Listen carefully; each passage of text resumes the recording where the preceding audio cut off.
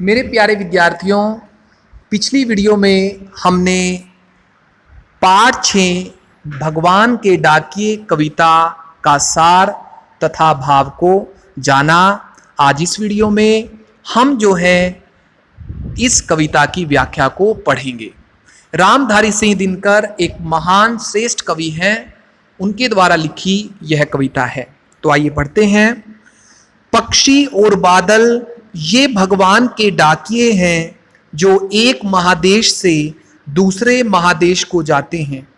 हम तो समझ नहीं पाते हैं, मगर उनकी लाई चिट्ठियां पेड़ पौधे पानी और पहाड़ बाँचते हैं। कवि कहते हैं कि प्रकृति के दो तत्व पक्षी और बादल ईश्वर के डाकिए हैं। ये संदेशों को यहाँ से वहाँ तक ले जाने का कार्य करते हैं। ये अपने संदेशों को एक देश से दूसरे देश में लेकर जाते और आते हैं।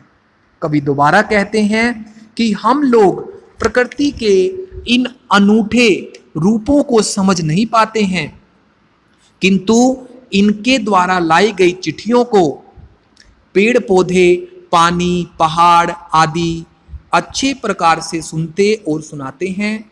ये पक्षियों और बादलों की भाषा को अच्छे से समझ लेते हैं, लेकिन मनुष्य पक्षियों और बादलों की भाषा को समझ नहीं पाते हैं। अगली पंक्ति में कवि कहते हैं, हम तो केवल यह आंकते हैं कि एक देश की धरती दूसरे देश को सुगंध भेजती है और वह सौरभ हवा में तैरते हुए पक्षियों की पंखों पर तिरता है और एक देश का भाप दूसरे देश में पानी बनकर गिरता है। कवि ने पक्षियों और बादलों को डाकिए के रूप में वर्णित करते हुए कहा है कि हम लोग तो मात्र यही समझते हैं कि एक देश की धरती वायु के माध्यम से अन्य देश की धरती को सुगंधित हवा भेजती है। यह सुगंध हवा में तैरते हुए पक्षियों के पंखों पर तैरती है। इस प्रकार एक देश की भाप बनकर अन्य किसी देश में गिरने लगती है, यानी कि एक देश में भाप बनती है और दूसरी जगह दूसरे देश में वह जो है वर्षा के रूप में बरसती है। प्रकृति का यह सारा चक्र लगातार इसी तरह अपनी गति में रहता है।